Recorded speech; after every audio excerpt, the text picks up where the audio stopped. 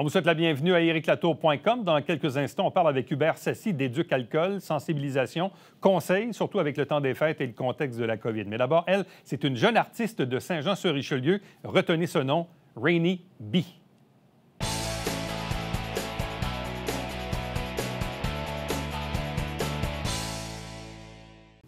Toujours intéressant de découvrir de nouveaux talents, d'autant plus quand ils sont ici même à notre portée dans la région de Saint-Jean-sur-Richelieu. Récemment, j'ai eu une communication. Je trouvais ça intéressant de vous faire découvrir ce nouveau talent. Elle est avec nous. C'est Rainy B, ou B. Bonjour, bienvenue. Rainy B, yeah. De ton vrai nom, Reine. Exactement. Ton nom d'artiste, évidemment, Rainy B. Explique-nous un peu comment tu es arrivé dans le monde de la chanson et de la musique, parce que de ce que je comprends, ça fait quand même plusieurs années là, que tu es là-dedans. Ah oui, ça fait un bout, c'est ça. Donc, moi, je suis johannaise. Je suis, comment dire, j'ai commencé la musique ici à Saint-Jean, justement à l'école Jocelyne Laberge, pas loin d'ici. Ouais. Où j'ai commencé par faire des cours de piano. Après, j'ai commencé par faire des cours de chant. Et c'est vraiment ça qui m'a introduit au monde de la musique. Et j'ai vraiment découvert que ça, c'est ma passion. C'est vraiment ce que j'aime faire. Donc, déjà, dans ce cadre de l'école de musique, j'ai été dans un band. J'ai fait plusieurs showcases. J'ai fait quelques concerts dans la région, mais aussi au sein de l'école de musique, il y avait des concerts de Noël, il y avait des concerts de fin d'année, plusieurs showcases. Et ça m'a vraiment comme introduit au monde de la musique, je pourrais dire. Donc, c'est comme ça que j'ai commencé. Sinon, j'ai fait plusieurs choses dans le monde des arts. Mais à quel moment c'est devenu plus sérieux? C'est-à-dire qu'entre le fait d'avoir une passion ou de chanter ou de participer à des concours ou à l'école, à quel moment ça devient sérieux à un point où on se dit, ben moi, c'est ce que je veux faire de ma vie, là? Yeah, c'est ça. Donc, je dirais, il y a 2-3 ans environ, j'ai commencé par faire ma propre musique parce que c'est ça. Quand j'étais surtout à l'école de musique, Jocelyne Laberge, je faisais plus de l'interprétation. Donc, j'interprétais la musique d'autres artistes. Mais il fut un point où je me suis dit, OK, faudrait peut-être que je fasse ma propre musique, que je m'introduise en tant que ma propre... comment dire, en tant que ma propre artiste. Donc, c'est là que j'ai commencé à faire ma propre musique. Et donc, jusqu'à date, j'ai 6 singles de sortie sur toutes les plateformes de distribution. Je fais de la musique afro-pop, R&B, pop. Et donc, je fais plusieurs styles et c'est ça qui me définit en tant qu'artiste. Donc, c'est comme ça que ça a commencé, que j'ai commencé à prendre ça au sérieux. Là, t'es rendu à quel âge? Là, j'ai 21 ans. 21. Donc, ouais, c'est ça. Donc, tu as fréquenté tout récemment donc, la polyvalente Arts-Martiaux, oui, ça? C'est là que j'ai fait mon secondaire. Et avant ça, j'ai fait mon primaire à l'école JAB, oui, Joseph Amédée. Oui, ouais, voilà. Donc, c'est un peu ça mon parcours. Et là, maintenant, qu'est-ce que tu souhaites, qu'est-ce que tu veux faire avec ce talent-là? Je veux amener ma musique et la production musicale à un autre niveau. Donc, je veux vraiment... c'est ça, que plus de personnes puissent écouter ma musique parce que c'est ça, en dehors de la musique, c'est sûr, je suis étudiante, mais je suis aussi musicienne et c'est important pour moi que je continue à faire plus de musique, que plus de personnes puissent écouter l'art que j'ai à offrir. Donc, le souhait, dans le fond, c'est de démocratiser un peu ce que tu fais. Exactement. Mais pendant ce temps-là, je comprends que tu poursuis aussi des études, je crois, à l'Université McGill. Oui. Donc, en ce moment, je suis en train de faire un Bachelor of Commerce en statistique et une mineure en informatique à l'Université McGill. Donc, c'est ça. Il y a musique. Donc, tu ne délaisses pas les études pour autant? Pas du tout. C'est très important pour moi de continuer dans les études et parce que c'est ça, j'ai 2 passions. Je suis très passionnée par la musique, c'est sûr, mais les études, c'est important pour moi aussi. C'est et sage. Je souhaite... C'est sage, oui. C'est très sage, ça. Yeah. Parce qu'on est dans le domaine, et on le voit aujourd'hui, bon, il y a différents canaux. Il y en a que c'est Star Academy, il y en a que c'est La Voix, ou bref, le Festival de la chanson de Green Bay, ou bref, il y a différentes places pour se faire connaître. Il n'y a pas un chemin unique. Je veux dire, il y a beaucoup d'artistes qui ne sont pas passés par ces canaux-là et qui, pourtant, aujourd'hui, sont tout aussi populaires. Donc, chacun trace un peu sa propre voie. C'est ce que tu veux faire? Exactement. Et même au sein de McGill, c'est sûr, il y a des études, mais il y a plusieurs clubs où d'autres artistes, d'autres gens qui sont intéressés par les arts peuvent faire un peu du networking ensemble. Donc, c'est aussi une bonne opportunité d'aller à l'école et de connaître d'autres musiciens et comme ça, de pouvoir échanger et qui essaient de faire des projets ensemble. Donc, c'est quand même une très bonne opportunité. Donc là, tu composes ta propre musique. Oui. Mais est-ce que tu chantes aussi des chansons créées par d'autres? Est-ce que tu fais un peu des deux, un peu des reprises d'un côté puis tes compositions pardon, de l'autre côté? Oui. J'essaie de plus maintenant focus sur ma propre musique, mais c'est sûr, j'ai commencé par justement faire des covers sur des interprétations sur YouTube où je chantais la musique de, je pense des gens comme Alicia Keys, de Kid Laroi. J'ai plusieurs covers sur ma chaîne YouTube où j'interprétais ça, la musique d'autres artistes. Et oui, donc oui, certainement, je fais ma musique, mais je fais aussi entre les reprises, les covers auxquels tu faisais référence et ce que tu composes, musicalement, c'est quoi la différence?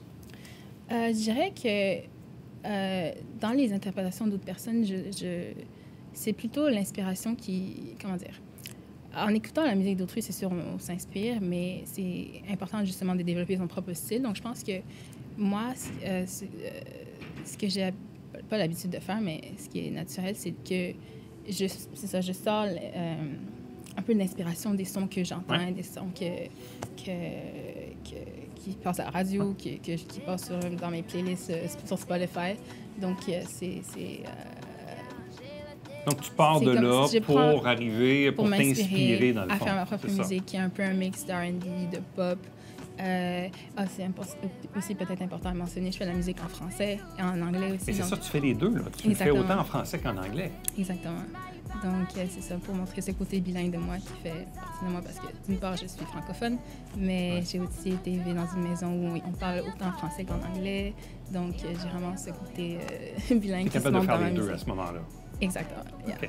Là, parce que je voyais aussi dans ton dossier qu'en 2014, au Festival de jazz, tu avais été sélectionnée comme chanteuse. Explique-nous un peu le contexte dans lequel c'est arrivé. Donc, en fait, c'est dans le contexte du Camp de Blues, qui est un camp qui est ouvert aux jeunes artistes de l'âge, je pense 13 ans à 17 ans qui souhaitent se développer et poursuivre une carrière dans la musique. Donc, c'est vraiment un camp intensif de, je dirais, 1 semaine, 7 jours, où on va être comme dans un training où on fait de la musique tous les jours, on compose ensemble. Donc, et je pense que c'est 6 groupes qui ont été choisis. Et dans chaque groupe, il va y avoir un guitariste dans un groupe. Bien, je veux dire, un guitariste par groupe, un chanteuse ou chanteur par groupe, etc. Et c'est ça, donc c'est 6 groupes musicaux. Et moi, j'étais la chanteuse d'un des groupes qui vont se produire justement à la fin du camp. C'est ça, tous les élèves vont se produire sur la scène du festival. Et là, en 2015, tu as été finaliste à l'émission de télé Fais-moi ta toune. Oui, c'était une de mes premières émissions de chant, de concours de chant. Et c'était vraiment une bonne expérience. Oui. Où j'ai chanté la chanson, j'avais interprété, si je me rappelle bien, une chanson de Sam Smith. Je me souviens plus exactement. Oh, I Know I'm Not the Only One de Sam Smith. C'était vraiment ma chanson préférée du moment. Donc, c'est là que c'était une bonne expérience, oui. OK. Mais ça, cette passion-là pour la musique est l'origine d'où chez toi, d'aussi loin que tu te rappelles? Je dirais que dans tout ce que j'ai fait, donc c'est ça, j'ai fait des cours de danse, j'ai fait des cours de patin, j'ai fait des cours... j'ai fait plusieurs activités dans ma jeunesse, mais ce qui m'a vraiment marqué et ce que je continue de garder avec moi, c'est vraiment la musique. Donc, autant la création que l'interprétation de musique. Et je pourrais pas dire que la passion vient de mes parents, parce que, honnêtement, oui, ils ont une passion pour la musique, ils aiment la musique, mais je dirais pas qu'ils sont des grands musiciens non plus. Donc, c'est vraiment... je pourrais pas dire que ça vient de quelqu'un, mais je pense que c'est vraiment à l'intérieur de moi. J'ai quelque chose qui m'attire vers la musique. Et j'ai bien sûr des influences et des grands artistes auxquels... that I look up to, qui m'ont inspiré à faire ma musique, comme notamment Alicia Keys. C'est elle qui m'a inspiré à chanter et à chanter et à jouer au piano. Okay. Donc, donc là, tu as quelques chansons déjà à ton actif, donc quelques-unes. Tu souhaites en créer, en produire d'autres dans la prochaine année? Oui, prochainement. Justement, je suis en discussion avec le label Ice Corp Music, dont le PDG, Khaled Oscar Dessous, qui est un label international qui a produit plusieurs artistes, autant ici en Amérique qu'en France, en Europe. et aussi en Afrique. Donc, ils produisent plusieurs artistes indépendants. Donc, c'est ça, prochainement, dans la nouvelle année, j'espère sortir un IP avec le label Ice Curve Music. Est-ce que tu souhaites sortir un vidéoclip, participer à Oui, des certainement. Donc, c'est dans les projets? C'est dans les projets. Donc, prochainement, c'est sûr que s'il va y avoir la sortie d'un EP dans un des singles, c'est sûr que je vais sortir un clip. Mais déjà, pour le moment, mais il y a environ un mois, j'ai sorti mon dernier vidéoclip qui s'appelle Juju Love, qui est une chanson francophone qui vient, je pense, hier d'atteindre les 100 000 vues. Donc, wow, bravo. Mon premier vidéo à avoir autant de vues. Donc, c'était vraiment... Mais c'est souvent la façon de se faire connaître aujourd'hui. Ça passe beaucoup par les médias sociaux. Et si on a un bon produit, crucial. C'est là que ça peut se propulser rapidement. C'est important. Si on est musicien aujourd'hui, c'est vraiment crucial de mettre sa musique sur YouTube pour atteindre le plus. Et tu composes autant la musique que les paroles? Oui. Donc, j'ai pas sorti un titre où quelqu'un d'autre aurait composé la musique. C'est vraiment... Et côté spectacle, est-ce que tu souhaites, là, c'est sûr que là, il y a les mesures COVID là, qui sont un peu compliquées. C'est dur de prévoir l'avenir, mais ton souhait, c'est de faire des spectacles, de chanter sur scène? Exactement. Donc, en 2022, j'aimerais beaucoup faire plus de showcase. C'est sûr, cette année, comme vous dites, à cause de COVID, il n'y a pas eu grande opportunité de faire plusieurs showcases, mais c'est ça, j'aimerais faire des showcases ici à Saint-Jean. Notamment, j'ai proposé de performer ici au Cabaret Théâtre ou même à Viva. Je sais qu'il y a quelques artistes qui, des fois, vont se produire là-bas. Ou même à Montréal ou peut-être pendant les vacances, si on pourrait voyager, peut-être même faire des concerts à l'international. Donc, ça, c'est dans les plans, oui. Et tout ceci, tout en faisant des études à l'université. Oui, toujours les deux. Tu as assez de temps pour tout faire ça? Oui, c'est ça. Moi, je pense que je balance bien les deux côtés de ma vie. Rénie B, merci beaucoup. Félicitations. Merci surtout, toi, bonne chance Eric. à toi. Puis on va inviter les gens, évidemment, à aller découvrir ta musique, justement, sur les médias sociaux, où il y a déjà quelques trucs là, que les gens peuvent voir ou écouter. Oui. Donc, merci à toi, Eric, et à merci. ton équipe. Et bonne journée. Reste avec nous. On vous revient après ceci.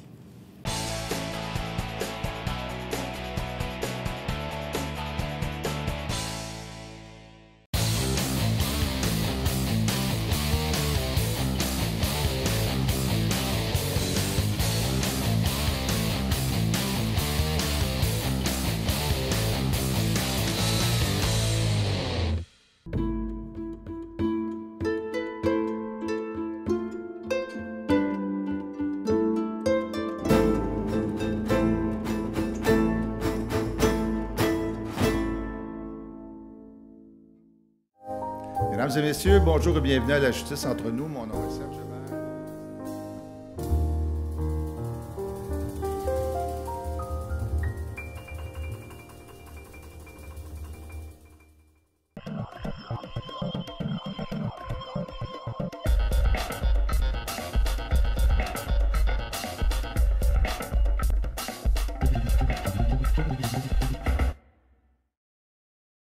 Mesdames et messieurs, bon matin et bienvenue à votre télébingo sur les ondes de télévision du Haut-Richelieu. Vous aimeriez jouer au bingo dans le confort de votre foyer? C'est possible. Tous les dimanches matins, 9h30, à la télévision du Haut-Richelieu, maintenant en haute définition au 609. Pour vous procurer les livrets du télébingo, c'est facile. Consultez la liste de nos 30 dépositaires au www.tvhr9.com.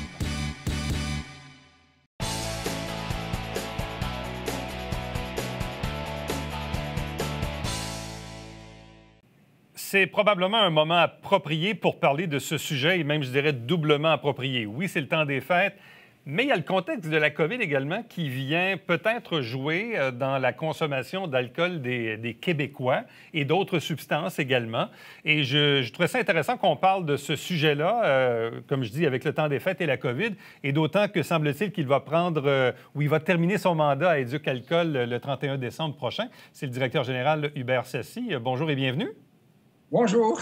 Bon, ça fait combien d'années que vous êtes à Éduc-Alcool? Oh, 31 ans. Bon. Assez pour dire que mon avenir est derrière moi plutôt que devant moi. Mais qu'est-ce que vous avez appris sur toutes ces années quand on s'investit dans dans un projet comme celui-ci, quand on s'informe sur l'évolution des tendances, on en apprend plus sur les humains en bout de course? Absolument. On en apprend beaucoup, beaucoup sur les personnes.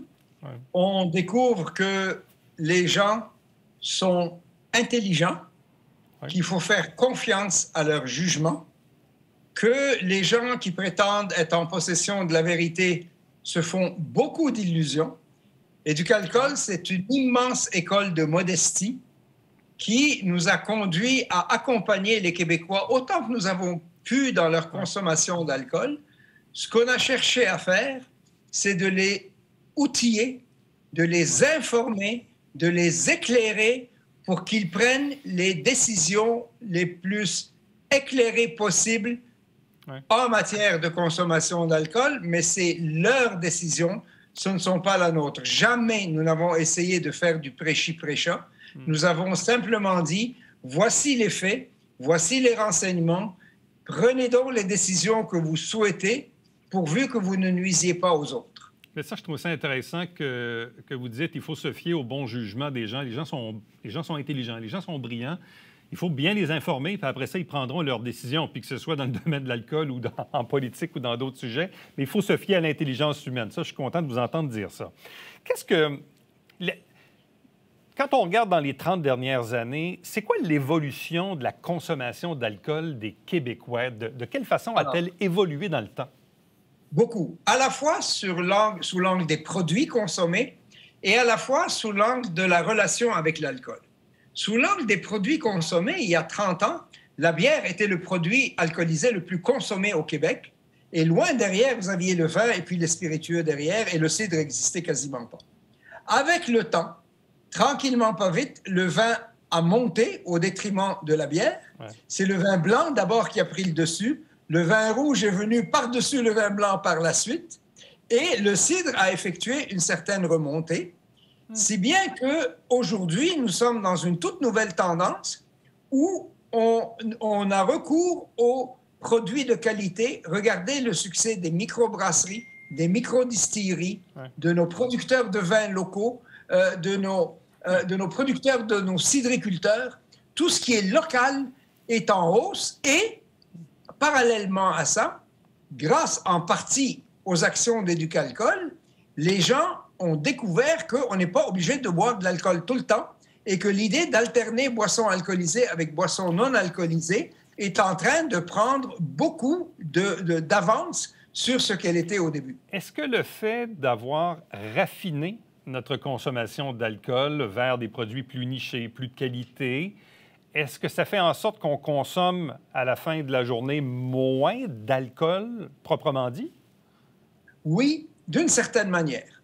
Il y a deux catégories de consommateurs, enfin, en très gros. Ceux qui recherchent l'effet de l'alcool et ceux qui recherchent le goût. Plus on recherche le goût, plus on est prêt à payer plus cher les produits que l'on consomme et moins on va trop boire pour deux raisons. La première, c'est que ça coûte trop cher. Et la deuxième, c'est que si tu bois trop, tu perds le goût que tu recherches. Tandis que si on est dans la culture de l'effet, on va acheter n'importe quoi pourvu qu'on ait le buzz et puis qu'on vive cette espèce de petite euphorie. Mais c'est pas qu'au Québec. Hein. Vous savez, il y a un vieux proverbe français qui dit « Qu'importe le flacon pourvu qu'on ait l'ivresse ». Autrement dit, bois n'importe quoi pourvu que tu te saoules. C'est pas dans ça qu'on s'en va au Québec, heureusement. Mais sentez-vous que les gens ont une consommation plus responsable par rapport à l'alcool? Beaucoup. Alors, catégorisons encore une fois. Nous avons fait un sondage tous les 5 ans. Le dernier, c'était en novembre dernier. Ouais.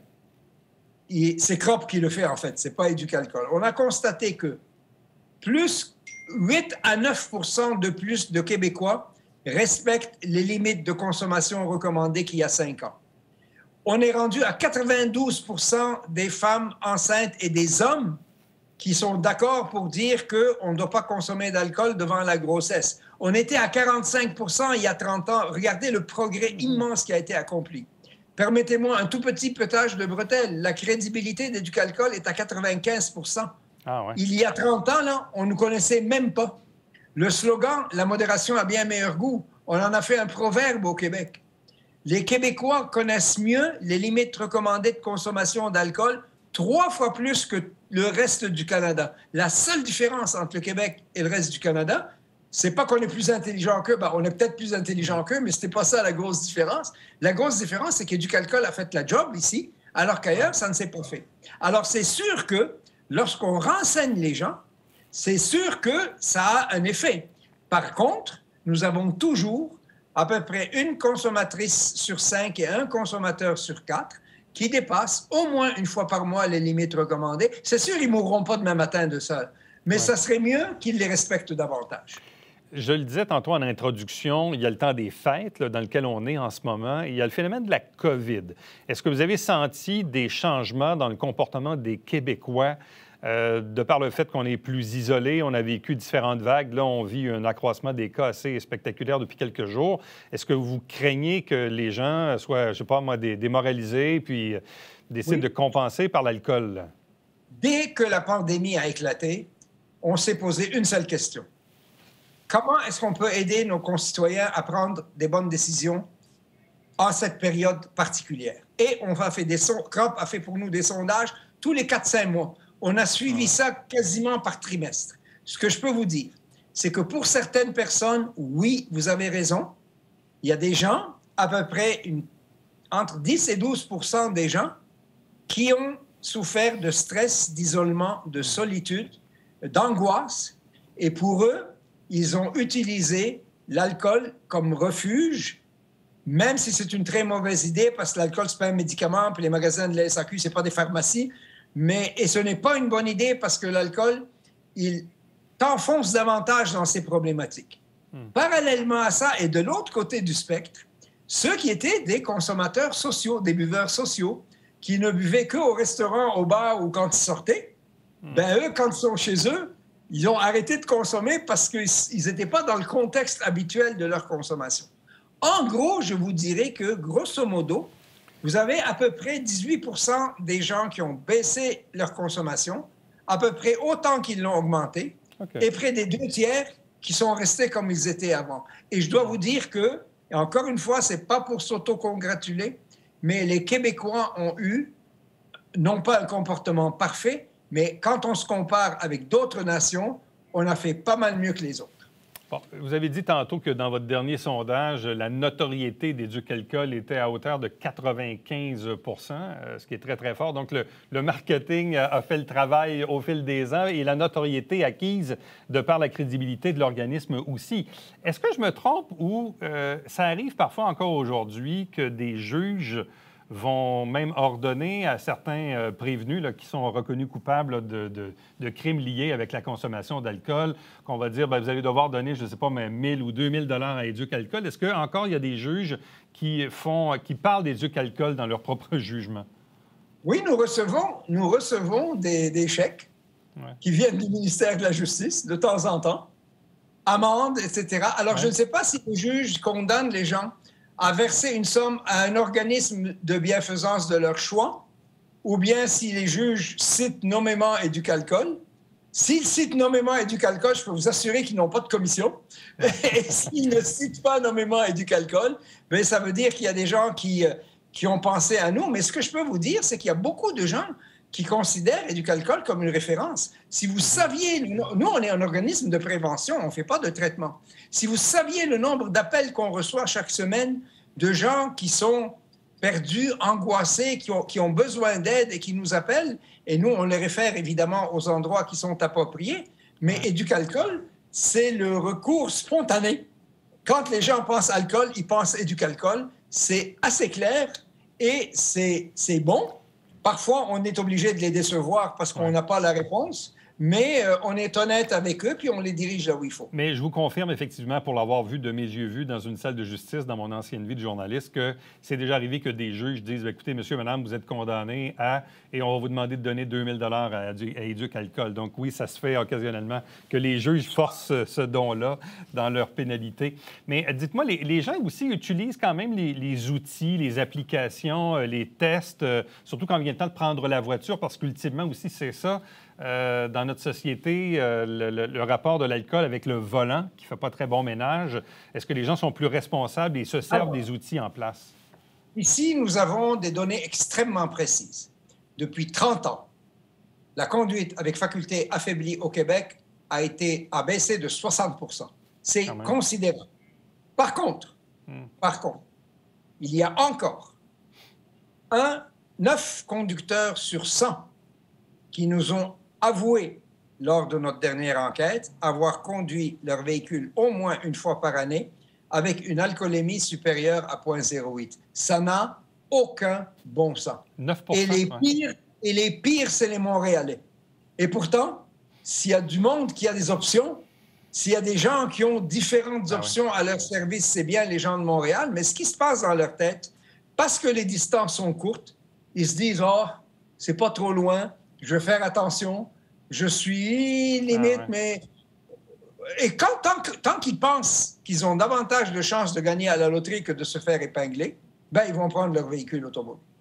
Quand même intéressant de savoir qu'il y a 9 % des gens qui, malheureusement, transgressent encore cette règle, puis d'autant plus inquiétant qu'à Montréal, avec le métro, le taxi, l'autobus, et que les gens n'utilisent pas ces moyens-là.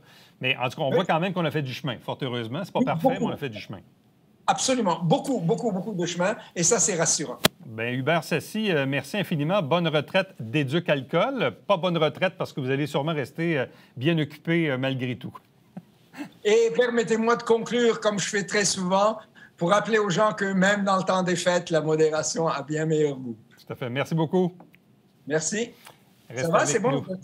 Restez avec nous, on vous revient avec le mot de la fin.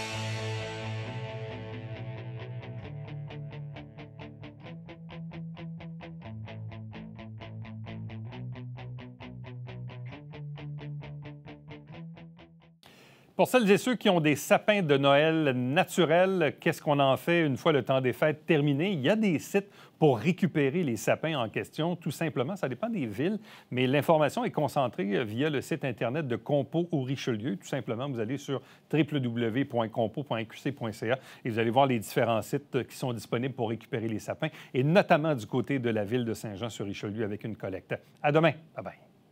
Comme ça, mais j'en veux plus que ça, yeah. Je sens ton odeur, ah, mais c'est pas la dernière fois, yeah. Et encore, bébé, on va s'aimer, yeah.